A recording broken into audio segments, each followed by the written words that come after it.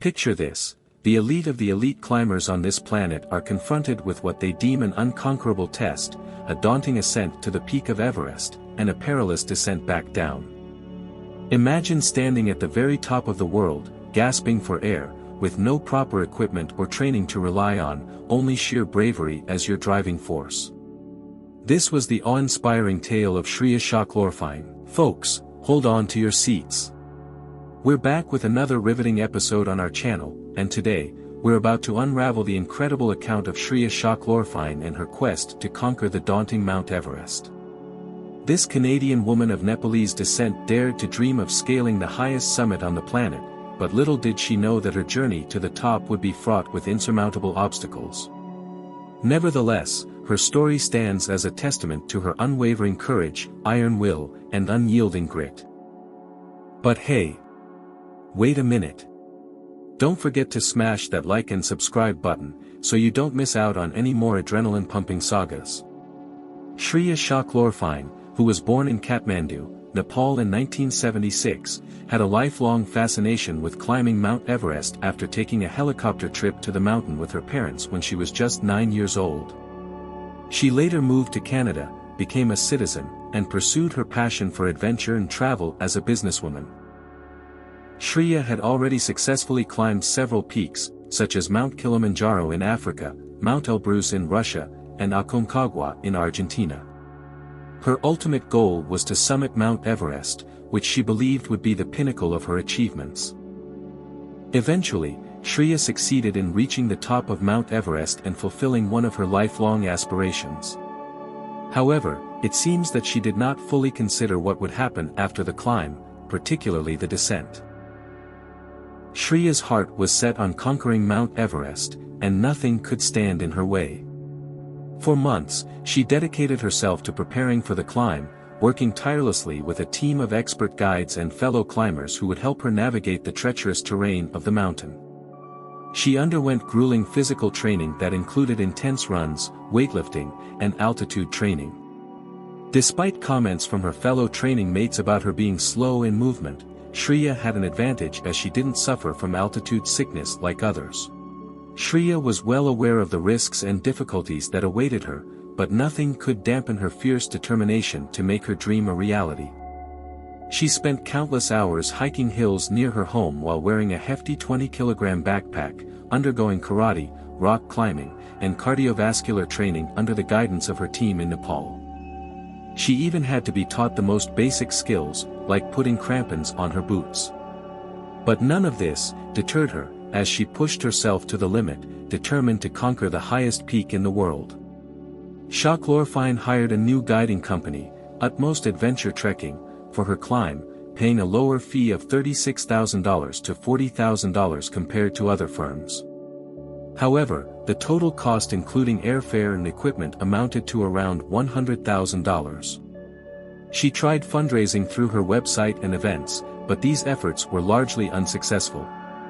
As a result, she had to take out a second mortgage on her home to finance her expedition. In an epic adventure that began on April 18, 2012, Shriya and her team embarked on a treacherous journey to conquer the mighty Mount Everest.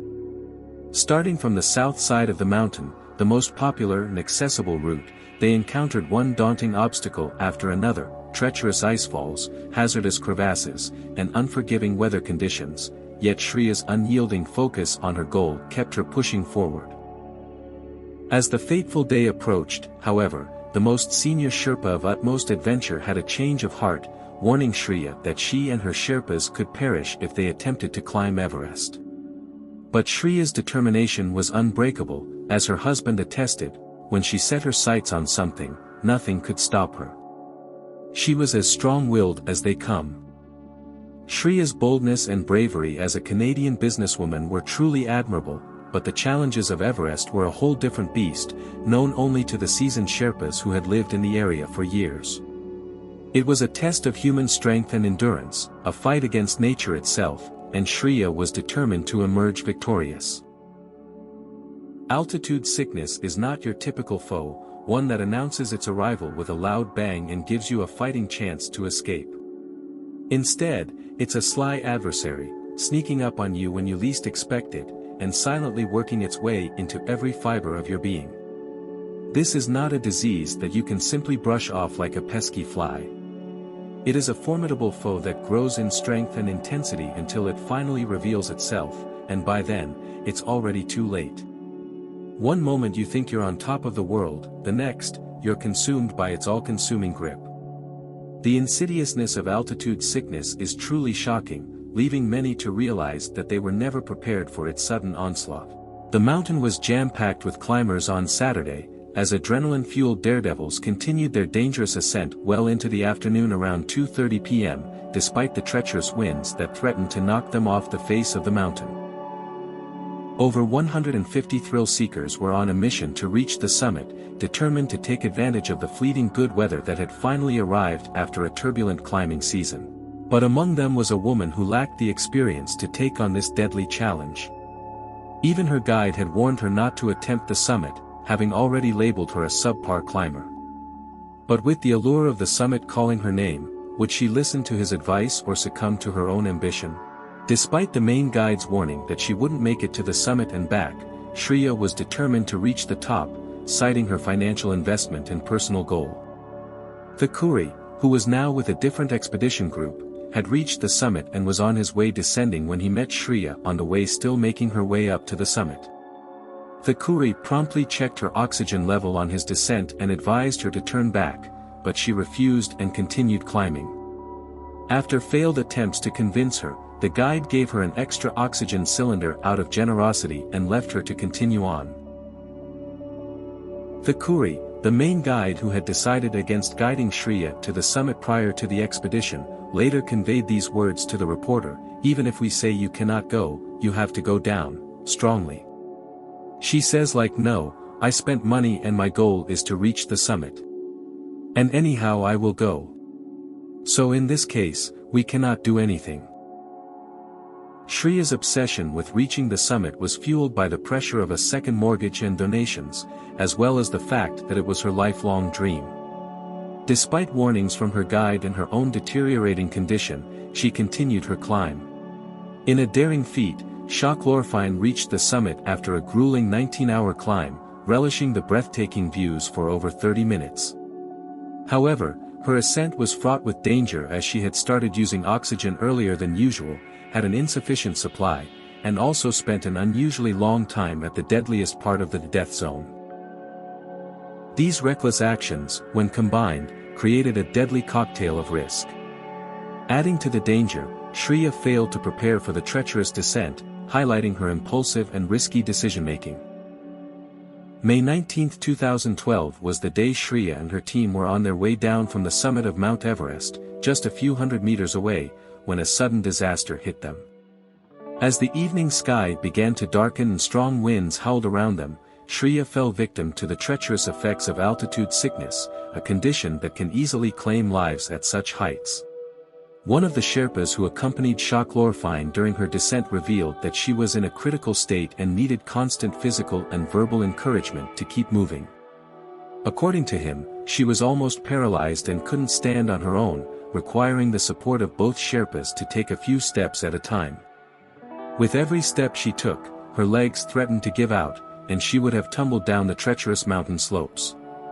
It was as if her body had been possessed by a malevolent force, leaving her at the mercy of the elements and the unforgiving terrain. As Shah-Klorfine and her Sherpa guides descended the treacherous mountain, an eerie silence settled around them. Suddenly, she stopped moving and speaking, causing the Sherpas to realize that something was gravely wrong. It was already 10 p.m. on May 19th, and she had been climbing non-stop for a staggering 27 hours. Despite their desperate attempts to revive her, she remained unresponsive, slipping further and further away from life's grasp until her last breath escaped her. The mountain had claimed another victim, and Shah-Klorfine's journey had come to a tragic end. Shriya Shah-Klorfine lost her life on May 19, 2012, at a height of 8,400 meters on the south side of Mount Everest. She was among 10 people who lost their lives that season, including 4 on the same day as her. Her body was discovered just 250 meters away from Camp 4 on the Nepal side, where she took her last breath at the young age of 33. Her final plea for help, "Save me," still echoes in the minds of those who were with her during her final moments. Despite the valiant efforts of the Sherpas to save her, her tenacity and boldness pushed her to take the risk that ultimately led to her untimely death. It took 10 days to bring her body down from the treacherous mountain slopes, where it was retrieved at an altitude of over 8,000 meters before being airlifted away. Her passing is a stark reminder of the dangers that come with summiting the world's highest peak. Russell Bryce, a seasoned mountaineer, later said, "You know, part of the problem over the years is we've become too successful. It looks as though it's almost automatic that people can get to the summit of the mountain. But it's not true. It can come back and bite you, and that's what it did this year." Despite the tragedy, Shriya's story serves as an inspiration for those who wish to pursue their dreams despite the challenges they may face.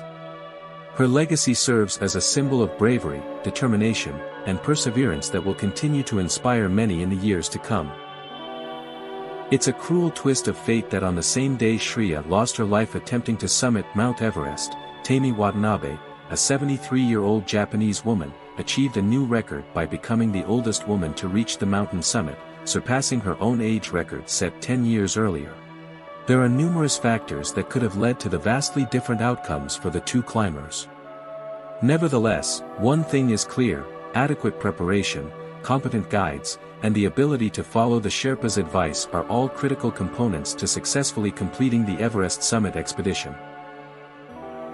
Shriya Shah-Klorfine was an extraordinary individual who embodied the spirit of adventure and the pursuit of dreams. Her journey may have ended in sorrow, but her legacy continues to inspire us all. Shriya's story serves as a reminder that we should never abandon our passions, even if the road ahead is fraught with challenges.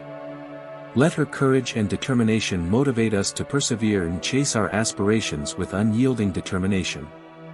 Thank you for joining us, and until next time, keep striving for greatness.